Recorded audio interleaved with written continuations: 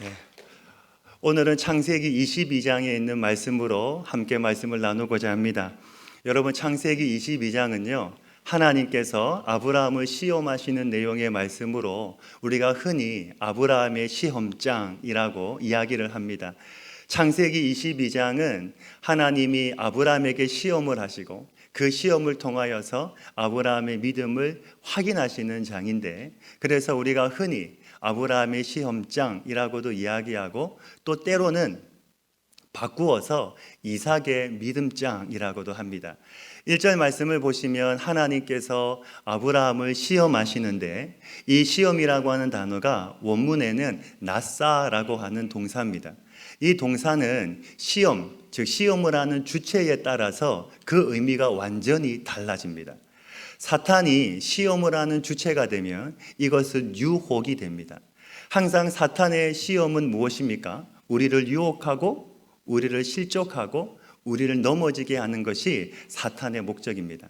하지만 하나님이 시험을 하는 주체가 되면 그 의미는 훈련 또는 시험이 되는데, 특별히 이 시험은 부정적인 시험이 아니라 긍정적인 시험을 의미합니다. 하나님이 하시는 훈련, 하나님이 하시는 시험의 목적은 우리를 강하게 하는 데 있습니다. 즉, 하나님은 우리를 강한 믿음의 사람으로 만들기 위해서 훈련의 과정을 거치게 하시는데, 중요한 것은 우리는 이 땅에서 잘 사는 것, 편하게 사는 것을 우리는 목적으로 삼지만, 하나님에게는 이것보다 하나님이 원하시는 것은 우리가 이 땅에서 가난하게 살든 부하게 살든 건강하게 살든 약하게 살든 이것이 하나님에게는 그리 중요하지 않다는 겁니다. 왜냐하면 하나님에게는요, 이것보다 더 중요한 것이 우리를 강한 믿음의 사람으로 만드는 것이 하나님의 목적이기 때문입니다. 그 강한 믿음의 사람을 통하여서 하나님은 그 사람을 하나님 나라의 역사의 도구로 쓰시기 때문입니다. 이것 때문에 하나님은 우리를 시험하시고 훈련하시는데, 놀라운 것은 뭐냐면 하나님의 시험에는 항상 무엇이 있다? 피할 길이 있다는 것이죠. 사도 바울은 고린도전서 10장 13절에서 이렇게 말씀합니다. 사람이 감당할 시험 밖에는 너희가 당한 것이 없나니 오직 하나님은 미쁘사 너희가 감당하지 못할 시험 당함을 허락하지 아니하시고 시험 당할 즈음에 또한 피할 길을 내사 너희로 능히 감당하게 하시느니라. 아멘. 이게 무슨 말입니까? 하나님이 시험하시는데 감당할 만큼만 주시고 피할 길도 주신다라는 것이죠. 하나님의 시험의 목적은 우리에게 인생의 답을 주고 우리를 세우기 위함이지 절대로 우리를 넘어지게 하거나 쓰러지게 하는 것이 목적이 아니기 때문입니다. 즉, 하나님의 시험에는 반드시 하나님은 그 결과까지도 책임져 주신다는 사실입니다. 혹시 우리 가운데 하나님의 시험 속에 계신 분이 있습니까? 있다면 하나님께서 그 시험 속에서 여러분이 실족하지 않도록, 넘어지지 않도록 꽉 붙잡아 주실 뿐만 아니라 인생의 답도 주시고 그 결과도 책임져 주실 줄로 믿습니다. 이 말씀을 믿음으로 받는 저와 여러분이 되기를 주님의 이름으로 축복합니다. 하나님께서 아브라함에게 주신 시험의 문제는 무엇입니까? 바로 네가 100세에 얻은 아들 이삭을 내가 지정하는 산에 가서 번제로 바치라는 것이었습니다. 이 번제가 무엇인가요? 레위기에서 말하는 번제의 특징은 제물을 완전히 다 태워서 소각시키는 겁니다. 사지를 절단하고 각을 떠서 하나도 남기지 않고 완전히 다 태워서 죄로 없애는 것이 바로 번제입니다. 지금 하나님은 사랑하는 독자 이삭을 완전히 태워서 번제로 바치라고 말씀하셨는데, 이 명령 앞에 아브라함이 슬퍼하고 걱정하고 있는가? 전혀 그렇지 않다는 겁니다. 3절 말씀해 보시면 아브라함은 이삭과 함께 종들을 데리고 하나님이 지정하신 산을 향하여 출발합니다. 우리 3절 말씀 같이 한번 읽겠습니다. 3절입니다. 시작. 아브라함이 아침에 일찍이 일어나 나귀의 안장을 지우고 그 종과 그의 아들 이삭을 데리고 번제에 쓸 나무를 쪼개어 가지고 떠나 하나님이 자기에게 일러주신 곳으로 가더니. 아멘. 지금 말씀해 보시면 아브라함의 행동을 강조하고 있는 세 개의 단어가 있습니다. 바로 아침에, 일찍이, 일어나라고 하는 단어입니다. 하나님께서 아브라함에게 말씀하셨습니다. 네 아들 이삭을 나에게 번제로 바치라. 그런데 아브라함은 아침에 일찍이 일어났습니다. 우리 같으면 아침에 일찍이 일어나지 못합니다. 어떻게 이 상황 속에서 우리가 아침에 일찍이 일어날 수 있겠습니까? 최대한 늦게 일어나야죠. 최대한 시간을 끌어야죠. 하나님의 명령이기 때문에 순종하지 않을 수는 없겠지만 그래도 이 핑계, 저 핑계를 대면서 시간을 끌어야죠. 하나님, 제가 명령에 순종하겠습니다. 그러나 지금은 아닙니다. 제가 조금 더 있다가 이삭이 조금 더 크면 상황이 여건이 생기면 그때 제가 순종하겠습니다. 하나님, 제가 순종하지 않겠다는 게 아니라 조금 있다가 나중에 제가 순종하겠습니다. 우리는 이 핑계, 저 핑계, 다른 이유와 설명들을 댈 겁니다. 하지만 아브라함은 어떻습니까? 아침에 일찍이 일어나 그가 하나님의 명령에 순종할 수 있었던 것은 그에게 무엇이 있기 때문입니까? 하나님에 대한 신실한 믿음과 신뢰가 있었기 때문입니다. 신뢰가 있을 때 거기에서 순종이 나오고 순복이 나오는 겁니다. 오늘 저와 여러분이 하나님을 신뢰할 때 거기에서 하나님의 말씀에 대한 순종이 나오고 하나님의 말씀에 대한 순복이 나오는 것입니다.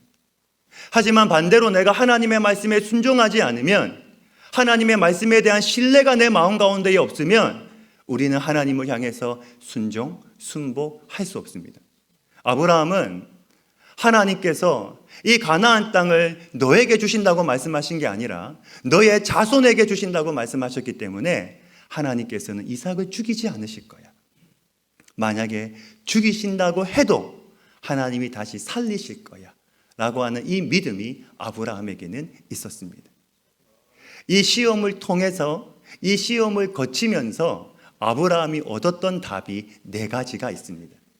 이 네 가지의 답을 이 시간 함께 나누고자 하는데요. 이 네 가지의 답을 오늘 우리의 마음 가운데 새겨서 그 말씀, 그 아브라함이 얻었던 그 인생의 답이 오늘 우리의 인생의 답이 될 수 있기를 간절히 소망합니다. 아브라함이 얻었던 첫 번째 답이 있는데 우리 같이 한번 읽도록 하겠습니다. 시작. 믿음의 조상이 되기 위해서는 내 자녀를 하나님 앞에 철저하게 내어 놓아야 됩니다. 아멘. 하나님께서 아브라함을 부르신 목적은 시대와 공간을 초월해서 재벌로 삼기 위해서가 아니었습니다. 위대한 학자로 만들기 위해서도 아니었습니다. 오직 믿음의 조상으로 삼기 위함이었습니다. 자, 그렇다면 아브라함이 믿음의 조상, 신앙의 조상이 되기 위해서는 무엇이 필요할까요? 아브라함이 믿음의 조상이 되기 위해서는 무엇이 필요할까요? 반드시 그의 자녀가 신앙의 자녀가 되어야 하는 겁니다. 내 자녀가 신앙의 자녀가 되지 않으면 내가 믿음의 조상이 될 수 없을 뿐만 아니라 그 신앙은 나 개인의 혼자만의 신앙으로 끝나고 마는 겁니다. 내가 믿음의 조상이 되기 위해서는 내 자녀를 하나님 앞에 철저하게 내어놓을 때, 내 자녀를 하나님 앞에 바칠 때 내가 믿음의 조상이 될 수 있는 겁니다. 오해하지 마십시오. 하나님께 바쳤다고 해서 이삭이 아브라함의 아들이 아닙니까? 여전히 이삭은 아브라함의 아들입니다. 즉 하나님께도 요구하시는 것은 무엇이냐면 의식의 전환입니다. 내 자식이 내 것이 아니라 하나님의 것이라고 하는 자식에 대한 청지기 의식입니다. 많은 성도가 물질에 대해서는 청지기 의식을 가지고 살지만 자식에 대해서는 청지기 의식을 못 가집니다. 자식에 대하여 이 청지기 의식이 없으니까 모든 것을 내가 결정하고 내가 원하는 대로 내 자식을 만들고자 하는 것이죠. 자식을 통해서 내 꿈을 이루고자 하는 것입니다. 나는 못했으니까, 나는 이루지 못했으니까 나는 내 자식을 통하여 내 꿈을 이루고자 하는 겁니다. 나는 이렇게 살지 못했으니까 내 자식만큼은 나처럼 살면 안 되기 때문에 내 자식을 통하여 내 삶을 투영하고 그 자식을 통하여 내 꿈을 이루고자 하는 것입니다. 그런데 아브라함은 그것을 지금 하나님 앞에 내려놓고 있는 것이죠. 우리 22장 9절의 말씀을 같이 한번 읽겠습니다. 9절 말씀입니다. 시작. 하나님이 그에게 일러주신 곳에 이른지라. 이에 아브라함이 그곳에 제단을 쌓고 나무를 버려놓고 그의 아들 이삭을 결박하여 제단 나무 위에 놓고. 아멘. 학자들에 의하면 이때 이삭의 나이가 15세였다고 추정을 합니다. 그러면 아브라함의 나이는 몇 살일까요? 아브라함의 나이는 115세입니다. 이 115세 된 노인이 어떻게 젊은 애를 묶습니까? 이삭이 도망가려고 하면 충분히 도망갈 수 있습니다. 정확하게 뭘 말하는 걸까요? 아브라함이 이삭을 결박한 것이 아니고 이삭이 결박을 당해준 겁니다. 즉 지금 아버지의 믿음이 자식에게 전이된 것입니다. 아브라함이 이삭의 눈을 보면서 이야기합니다. 이삭아, 하나님께서 지금 너를 번제로 바치라고 하신다. 하지만 이삭아, 아빠는 믿는다. 하나님께서 이 가나안 땅을 너에게 주신다고 말씀하셨다. 하나님은 절대로 너를 죽이지 않으실 거야.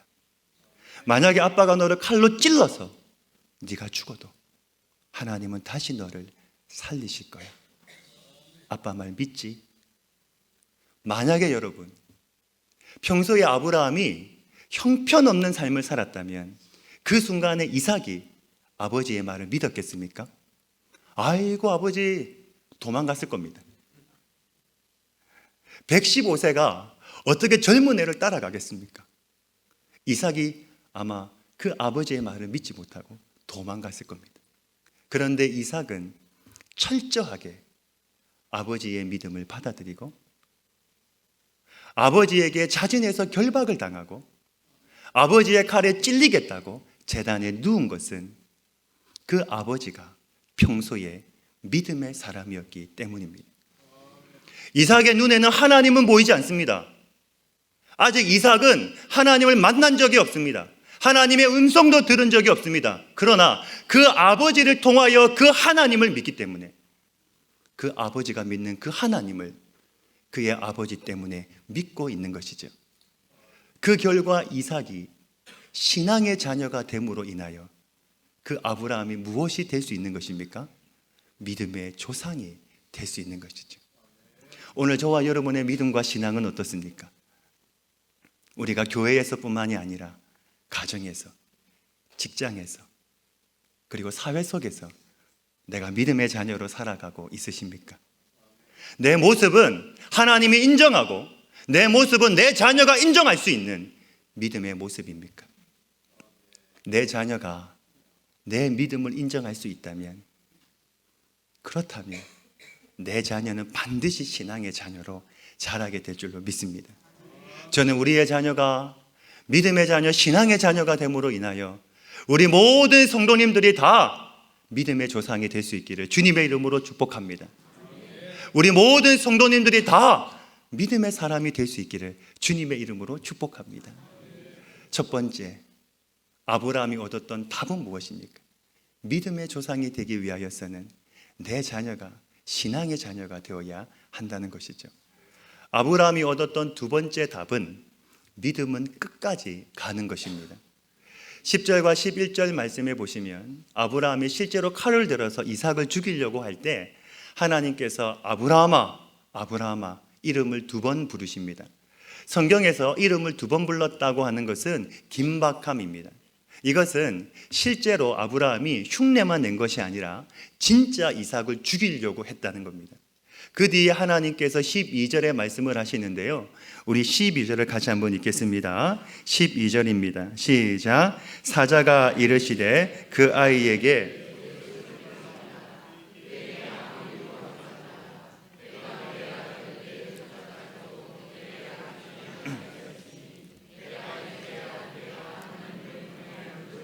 아노라. 아멘. 이 말은 아브라함아, 너 시험 통과했어, 이 말입니다. 그런데 잘 한번 생각해 보시면요, 하나님께서 처음 아브라함에게 네 아들 이삭을 바치라고 말씀을 하시고 하나님이 언제 이제 내가 네 믿음을 봤다, 하나님께서 아브라함의 믿음을 인정하시는 때가 언제입니까? 한번 말씀을 찬찬히 생각해 보시면 하나님이 언제 아브라함의 믿음을 인정하셨습니까? 그때가 언제입니까? 아브라함이 하나님의 말씀에 순종해서 아침에 일찍이 일어났을 때, 나귀의 안장을 지웠을 때, 이삭과 종들을 데리고 출발할 때, 3일 동안 조금도 흔들림 없이 모리아 산을 향하여 걸어갈 때, 산 입구에 도착했을 때, 이삭과 함께 산을 올라갈 때, 산 정상에 도착했을 때, 산 정상에서 제단을 만들고 이삭을 결박하고 제단에 눕혔을 때, 칼을 뽑았을 때 언제입니까? 언제 하나님께서 그 아브라함의 믿음을 인정하셨습니까? 언제입니까? 칼을 뽑았을 때? 근데 우리 찬양대에서는 칼을 뽑았을 때 언제일까요? 아침에 일어날 때 언제일까요? 칼을 뽑은 그 순간에 이삭을 향하여 찌르기 직전입니다. 하나님이 인정하신 때는 언제냐면 아브라함이 뽑은 그 칼을 가지고 이삭을 향하여 찌르기 직전입니다.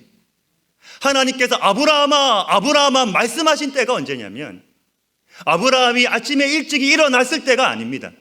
3일 길을 걸어갈 때가 아닙니다. 도착했을 때가 아닙니다. 제단을 만들었을 때가 아닙니다. 이삭을 결박했을 때가 아닙니다. 칼을 뽑았을 때가 아닙니다. 그 뽑은 칼을 가지고 이삭을 향하여 찌르기 직전입니다. 믿음은 끝까지 가는 것입니다. 끝까지 믿는 것이 바로 믿음입니다. 즉 끝까지 변치 않는 나의 믿음을 보일 때 하나님이 그 믿음을 보시고 이제 됐다, 이제 나의 믿음을 인정하여 주시고 하나님이 확정해 주시는 줄로 믿습니다. 문제는 뭐냐면 우리는 항상 내 믿음의 경계선을 내가 정한다는 겁니다. 하나님이 정하시는 게 아니라 내가 믿음의 경계선을 정해놓고 이까지는 내가 믿는다. 하지만 그 이상은 내가 믿지 못한다. 내가 다른 문제는 다 믿지만 내 사업의 문제, 이거는 믿음하고는 상관없는 것이죠. 나는 나이가 들었기 때문에 나는 하나님의 말씀대로 살지만 내 자녀는 성경대로 못 키웁니다. 내 자식만큼은 세상적으로 인정해야 되고 성공해야 되는 것입니다.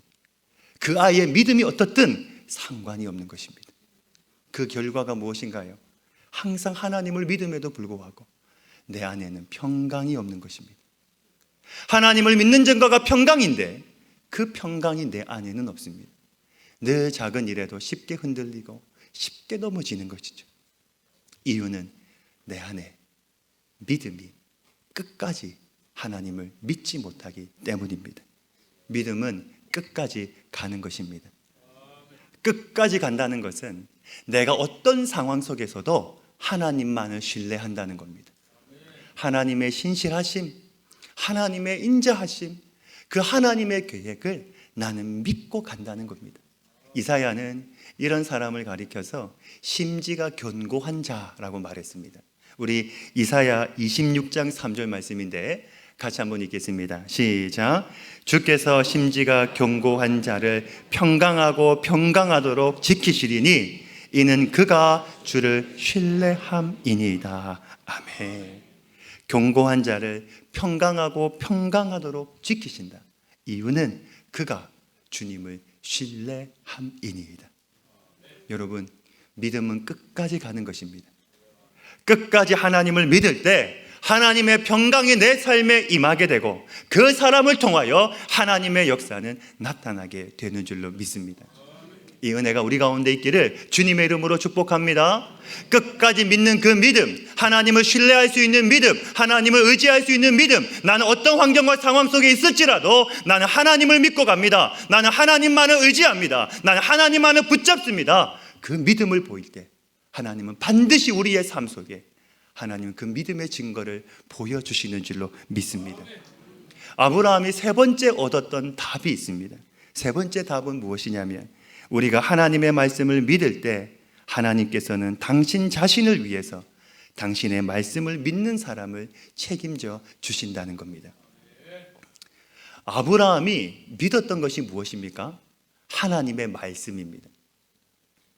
가나안 땅을 너와 그리고 너의 자손에게 주겠다는 그 하나님의 약속의 말씀을 믿었습니다. 그런데 만약에 아브라함이요, 하나님의 약속의 말씀을 믿고 이삭을 칼로 찔러 죽였습니다. 그런데 하나님이 안 살려주시면 어떻게 됩니까? 그러면 그 하나님은 어떤 분이세요? 거짓말쟁이 하나님이 되는 겁니다. 그러니까 하나님에게는 아브라함이 이쁜 것은 두 번째 문제인 겁니다. 하나님에게는 아브라함이 순종하는 것은, 하나님을 신뢰하는 것은 두 번째 문제입니다. 더 중요한 것은 뭐냐면 하나님은 당신이 하신 그 약속의 말씀을 이루기 위해서 그 말씀을 믿는 그 하나님의 자녀를 끝까지 책임져 주신다는 겁니다. 왜냐하면 이삭은 약속의 아들이기 때문에 이삭이 죽으면 하나님의 약속의 말씀이 이루어질 수가 없기 때문인 것이죠.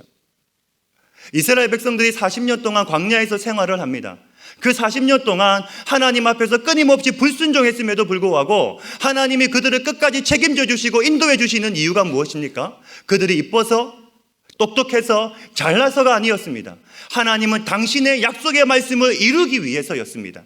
우리가 여러분 하나님의 약속의 말씀을 믿을 때 하나님은 우리에게 주신 그 약속의 말씀을 위하여 그 말씀을 믿는 우리를 끝까지 책임져 주시는 겁니다. 그래서 우리는 그 하나님을 가리켜서 신실하신 하나님이라고 고백할 수 있는 것이죠. 하나님은 내가 믿는 그 말씀대로 내 삶 속에 이루어 주시는 하나님이 되시기 때문입니다. 그 하나님의 약속의 말씀을 믿으실 수 있기를 간절히 소망합니다. 그 하나님의 말씀을 신뢰하실 수 있기를 간절히 소망합니다. 그럴 때 하나님은 그 말씀을 통하여 우리의 삶 속에도 그 말씀대로 이루어지는 은혜를 허락해 주시는 것이죠.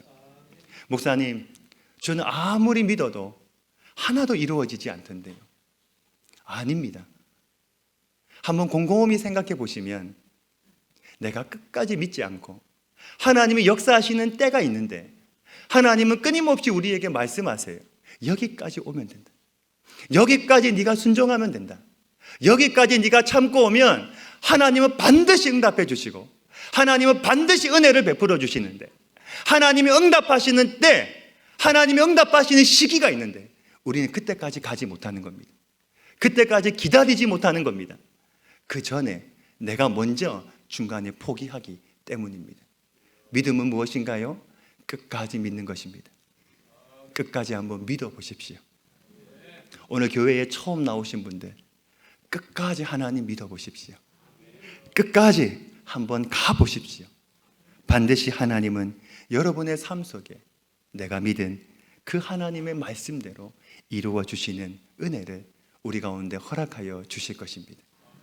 이 은혜가 우리의 삶 속에 있기를 주님의 이름으로 축복합니다. 아브라함이 네 번째로 얻었던 답은 모든 숲풀은 하나님의 은총의 선물이라는 겁니다. 13절 말씀을 보시면요, 숲풀이라고 하는 단어가 나오는데 원문에 보시면 이 단어는 세바크라고 하는 단어입니다. 원래 뜻은 숲풀이라기보다는 조금 더 정확하게는 덤불에 좀 더 가깝습니다. 그리고 이 세바크의 원래 뜻은 장애물이라는 뜻입니다. 한번 생각해 보시면 이 모리아 산에는 나중에 시간이 많이 지나서 이 모리아 산 정상에 무엇이 세워지냐면 솔로몬의 성전이 세워집니다. 그런데 그 이전에 사람들의 왕래가 없을 때에는 이 모리아 산에는 덤불이 무성했습니다. 덤불이 가득했습니다.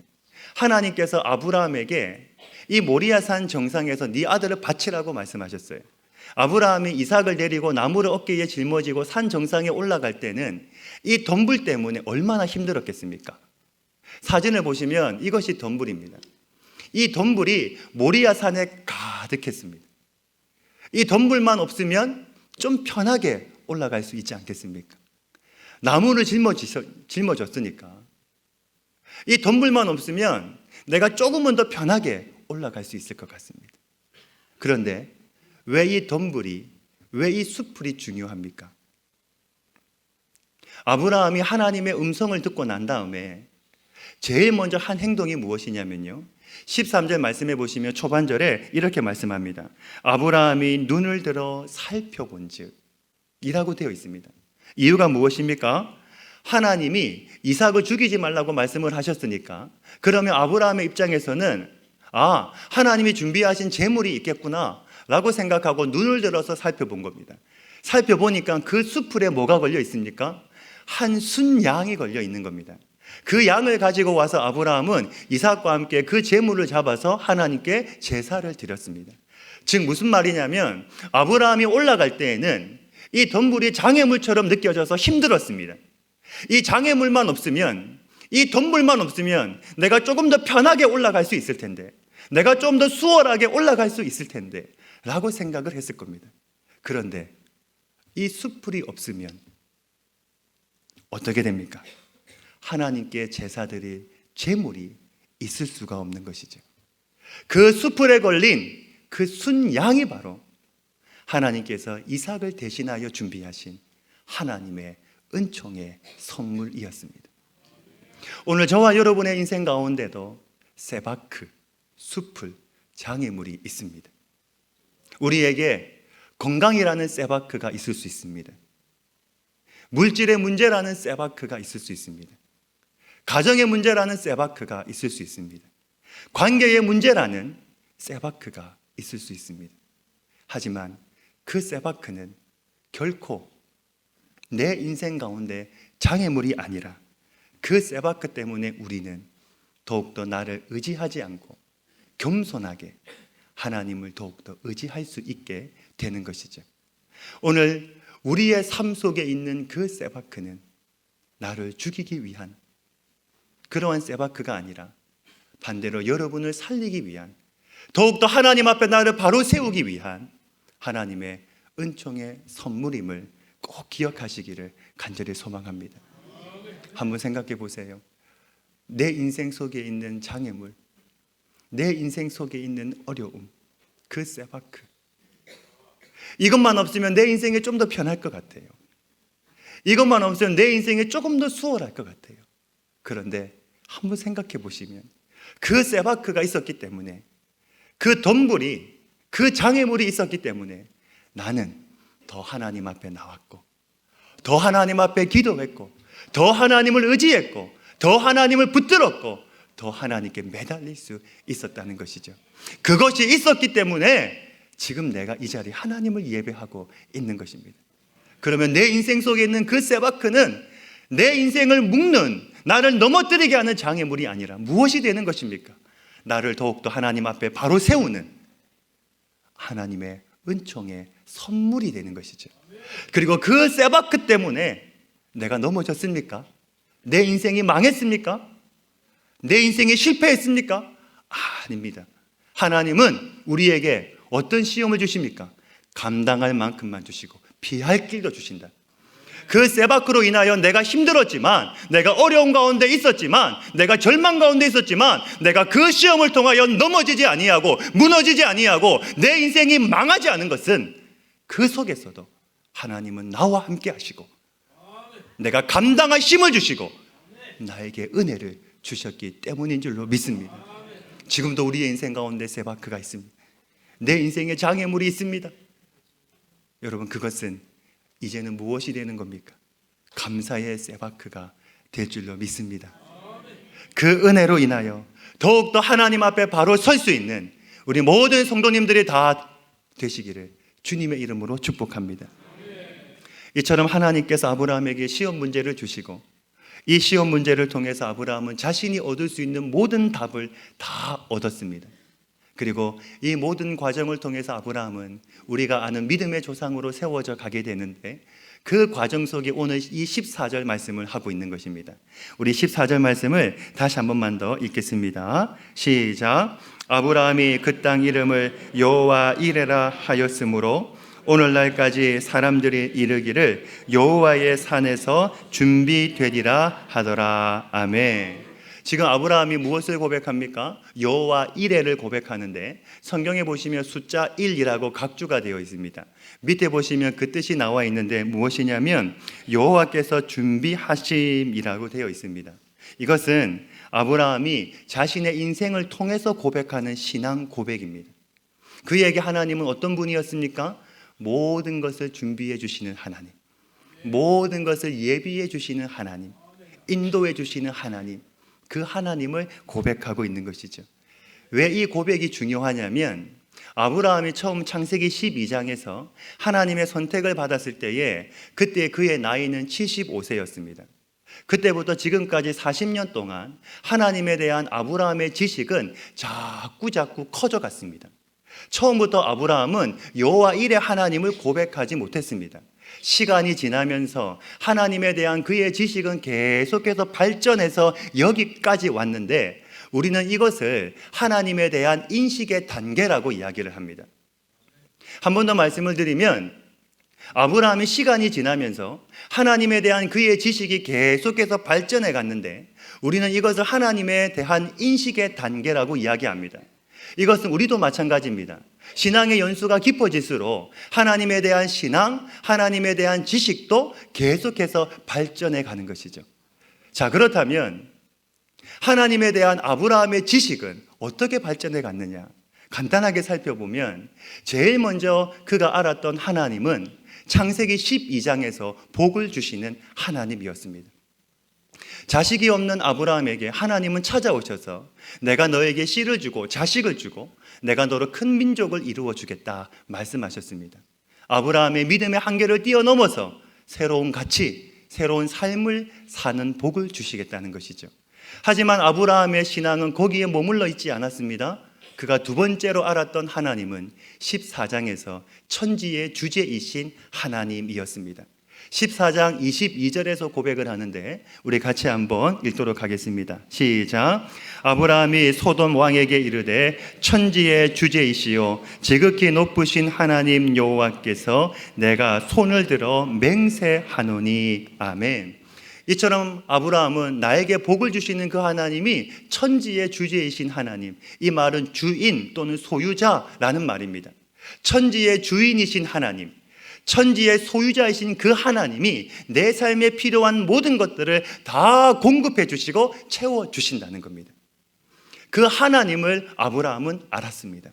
세 번째로 그가 알았던 하나님은 창세기 15장에서 방패와 상급이 되시는 하나님이었습니다. 왜냐하면 아브라함이 온 가나안 땅은 아무도 살지 않는 황무지가 아니라 오랫동안 사람들이 살고 있는 땅이었기 때문에 그 안에서 산다는 것은 결코 쉽지가 않았을 겁니다. 아마 텃세도 굉장히 많았을 것입니다. 왜냐하면 아브라함은 이방인이거든요. 여러분, 우리가 외국으로 이민을 가면 어떻습니까? 사는 게 쉽지 않습니다. 녹록지 않습니다. 만만치 않습니다. 마찬가지로 아브라함도 그 땅에서 혼자 산다는 것은 쉽지 않았을 것입니다. 그런데 하나님께서 찾아오셔서 말씀하십니다. 15장 1절에서 아브라함아 두려워하지 마라. 나는 너의 방패요 너의 지극히 큰 상급이라. 나에게 복을 주시고 천지의 주제이신 그 하나님이 그의 인생 속에 무엇이 되신다는 겁니까? 방패와 상급이 되신다는 것이죠. 이 말은 뭐냐면 네가 어디에 가든지 내가 너와 함께 하겠다, 이 말인 겁니다. 이것보다 더 좋은 것이 어디에 있겠습니까?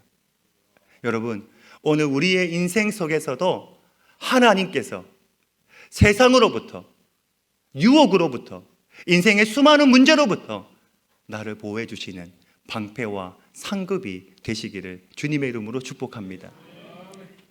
아브라함이 알았던 네 번째 하나님은 창세기 17장에서 전능하신 하나님이었습니다.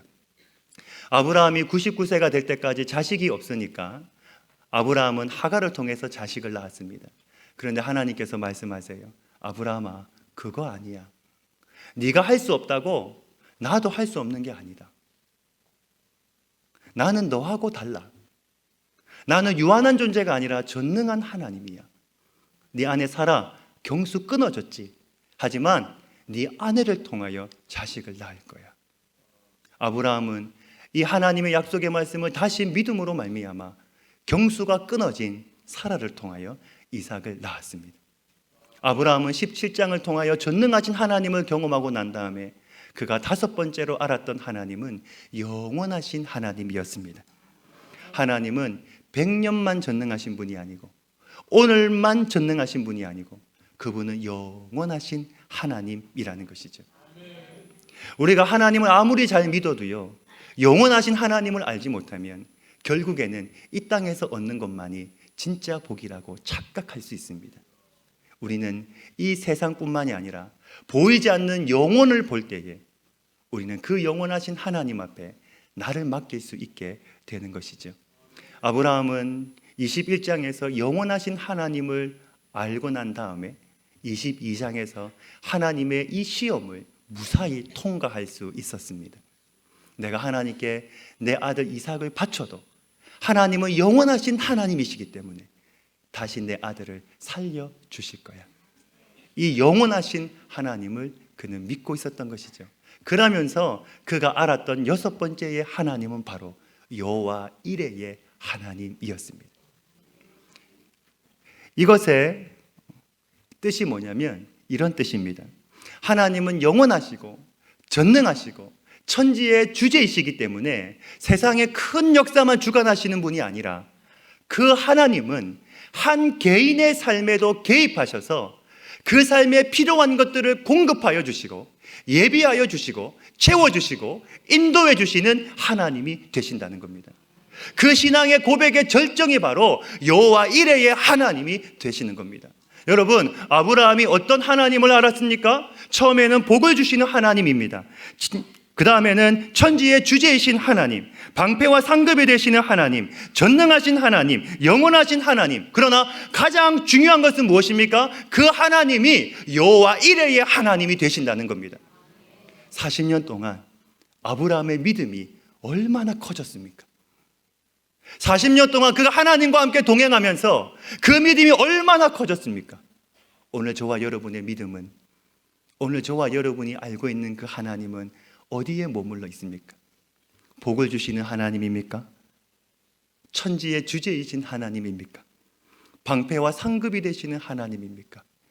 전능하신 하나님, 영원하신 하나님입니까? 아니면 여호와 이레의 하나님입니까? 신앙의 마지막 절정은 여호와 이레의 하나님입니다. 그 하나님은 영원하시고 그 하나님은 전능하시고 천지의 주인이요 소유가 되실 뿐만 아니라 그 하나님이 나같이 연약한 존재도, 나같이 부족한 존재도, 나같이 힘없는 존재도 하나님은 찾아오셔서 그 삶에 임하셔서 그 삶에 필요한 것들을 공급하여 주시고 예비하여 주시고 인도하여 주시고 이 세상을 살아갈 때에 넘어지지 아니하도록 우리의 인생을 꽉 붙잡아 주셔서 이 땅에서의 현세뿐만이 아니라 내세의 우리의 삶까지도 하나님은 책임져 주신다는 사실입니다. 이 여호와 이레의 하나님, 이 하나님을 붙잡으실 수 있기를 주님의 이름으로 축복합니다. 이 하나님을 믿으실 수 있기를 간절히 소망합니다. 여호와 이레의 하나님이 오늘 우리의 고백이 되어지고 이 여호와 이레의 하나님이 나의 하나님이 되어서 내가 세상을 살아갈 때에 하나님 맞습니다. 나는 여호와 이레 하나님을 믿습니다. 그 하나님 내 인생을 준비하여 주시고 예비하여 주시고 내 인생을 책임져 주십니다. 나는 이제 흔들리지 않습니다 라고 고백할 수 있는, 그리고 그 가운데 승리하며 살아가실 수 있는 우리 모든 성도님들이 다 되시기를 주님의 이름으로 축복합니다. 아멘. 아버지 하나님, 오늘 아브라함은 여호와 이레 하나님을 고백합니다. 그 하나님은 나같이 연약한 사람에게도 찾아오셔서 개입하셔서 내 삶을 인도하여 주시고 내 삶 속에 은혜를 베풀어 주시고 내 삶에 필요한 것들을 공급하여 주시고 내 삶을 준비하여 주시는 하나님이 되십니다. 하나님, 우리가 날마다 그 하나님 붙들고 신뢰하며 살아가게 하여 주시옵소서. 끝까지 믿는 저희들이 되게 하여 주시옵소서. 내 삶의 세바크, 장애문, 수풀이 있을지라도 그것 때문에 내가 원망하지 아니하고 이 세바크가 있기 때문에 나는 오늘도 하나님 붙잡을 수 있구나. 이 세바크가 있기 때문에 나는 오늘도 하나님의 은혜 가운데 살고 있구나. 이 사실을 다시 깨닫는 우리 모든 성도들 다 되게 하여 주시옵소서. 하나님, 우리의 예배와 우리의 삶을 받아주시고 날마다 주님의 은혜 가운데 승리함으로 말미암아 우리 모든 성도들이 믿음의 조상으로, 아브라함이 믿음의 조상이 되어 우리 가운데 지금도 살아 역사하는 것처럼 우리 모든 성도님들이 다 믿음의 조상으로 세워지는 은혜가 있게 하여 주시옵소서. 이 모든 말씀 예수님의 이름으로 기도하옵나이다. 아멘.